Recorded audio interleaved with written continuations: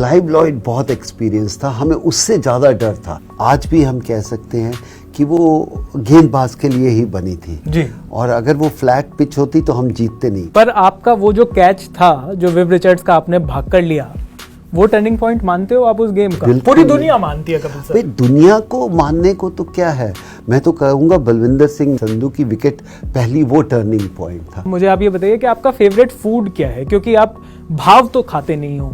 मैं नहीं कह सकता, लेकिन आज जो मैं क्रिकेटर्स को देखता हूँ खेलते हुए, वो खेलते कम हैं, एक्टिंग ज़्यादा करते हैं। सर आपसे कोई भी जो बात हो वो 83 के वर्ल्ड कप के डिस्कशन के बिना नहीं हो सकती। आप मुझे बताइए उस 83 के वर्ल्ड कप का अब तो सब लोगों को पता है कि क्या स्कोर कार्ड था क्या नहीं था, पर आपके हिसाब से 3 सबसे बड़े टर्निंग पॉइंट क्या थे उस गेम के? देखिए, जब आप वर्ल्ड कप जीतते हैं ना तो आप 3 नहीं कह सकते, हर रोज टर्निंग पॉइंट होता है। एक तो एक्सपेक्टेशन नहीं थी, वो सबसे बड़ा टर्निंग पॉइंट था। जी। जब आप एक्सपेक्ट करते हैं तो आपका खेलने का तरीका अलग हो जाता है, प्रेशर।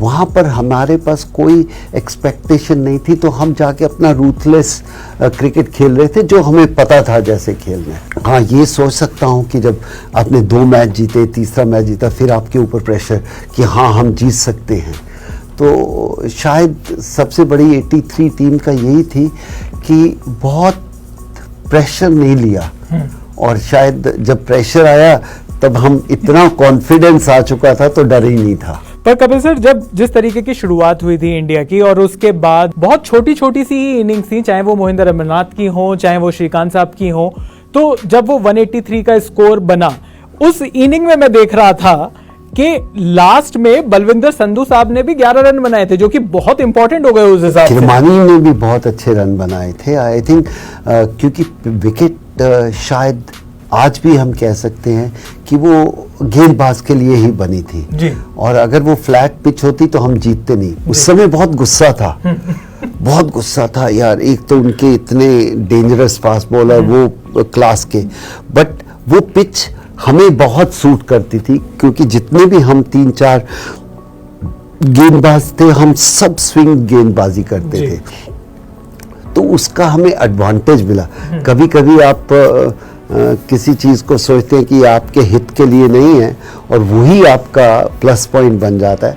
तो मैं ये कहता हूँ कि अगर हम फ्लैट पिच पे खेलते शायद उस समय वर्ल्ड कप जीतना थोड़ा कठिन होता, लेकिन ऐसी पिच थी अगर हम 100 पे भी आउट होते दूसरी टीम को आउट कर सकते थे। जी। पर आपका वो जो कैच था जो विव रिचर्ड्स का आपने भाग कर लिया, वो टर्निंग पॉइंट मानते हो आप उस गेम का? पूरी दुनिया मानती है कपिल सर। दुनिया को मानने को तो क्या है, मैं तो कहूँगा बलविंदर सिंह संधू की विकेट पहली वो टर्निंग पॉइंट था, क्योंकि आपको हर एक स्टेप पे कॉन्फिडेंस मिलता है। हाँ, विव रिचर्ड बहुत ही इम्पोर्टेंट प्लेयर था, अगर वो रहता तो शायद 40 ओवर में ही खेल खत्म हो जाता, लेकिन उनकी टीम में बाकी प्लेयर थे। वो क्लाइव लॉयड बहुत एक्सपीरियंस था, हमें उससे ज़्यादा डर था कि उनके पास बड़ा शांत था कि आराम से वो खड़ा रहेगा तो आराम से बना के लेके जाएगा, लेकिन उससे ज़्यादा आया जब डूजॉन और मार्शल खेले और जब मोहिंदर अमरनाथ ने आके वो अपना एक स्पेल किया, क्योंकि उससे वो ऐसा लगता है कि बॉल थोड़ा बड़े आराम से करेंगे, पर उनकी बॉल में हमेशा बड़ा रिस्ट थी, उनके पास वो विकेट टेकिंग एबिलिटी बहुत ज़्यादा थी, क्योंकि बल्लेबाज उनको अंडर एस्टिमेट करता था। क्योंकि टॉप ऑर्डर तो मदन लाल साहब ने निकाल दिया था, जो लोअर मिडिल ऑर्डर था वो मोहिंदर अमरनाथ साहब की बॉलिंग ने निकाला। पर सर 6 जो आप कह रहे थे, वो जो पार्टनरशिप की आपने बात करी, 43 रन की पार्टनरशिप थी वो। मैंने देखा कि 76 रन पर 6 विकेट गिर गए थे वेस्ट इंडीज के, 119 तक वो खींच कर ले गए। वहां पर थोड़ा सा लगने लगा था कि कहीं हाथ से न निकल गया वो मैच। ऐसा नहीं, उस समय शायद हमारा कॉन्फिडेंस बहुत हाई था। हाँ, ये लग रहा था कि ये क्या प्रेशर ले सकेंगे वेस्ट इंडीज।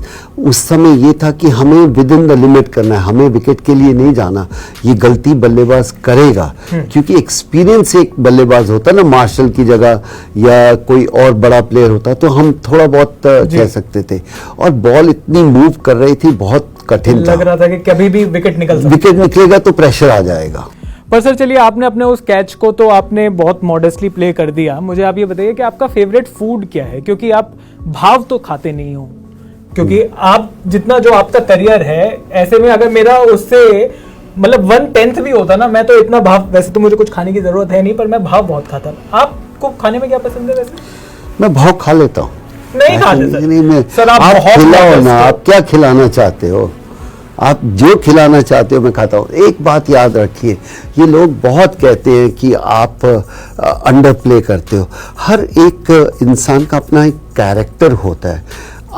मैं नहीं कह सकता, लेकिन आज जो मैं क्रिकेटर्स को देखता हूँ खेलते हुए, वो खेलते कम हैं, एक्टिंग ज़्यादा करते हैं। कभी कभी ऐसा लगता है कि जोश पंच कर रहे हैं, पुश कर रहे हैं। यार क्या है, आपका काम है विकेट लेना, तो आप वो लो ना।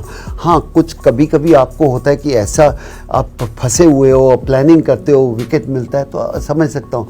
यहाँ तो सीधा कैच पकड़ते हैं तो ऐसा लगता है पता नहीं इन्होंने ऐसा कैच पकड़ा कि इसके बिना तो दुनिया ही बदल जाती। तो इसलिए जब आप बल्लेबाजी करते हो, आपका काम है रन बनाना, आपके हाथ में गेंद है, ये मेरा काम है विकेट लेना, और उसमें उससे ज्यादा खुशी क्या करनी जो आपको करना चाहिए। तो मुझे वो भी पसंद नहीं है कि आप बिल्कुल शांत रहो। आप एक्साइटमेंट होनी चाहिए जब विकेट होती है, पर इतने पंचेस भी ना ग्राउंड को मारो कि अपने हाथ पे चोट लग जाए।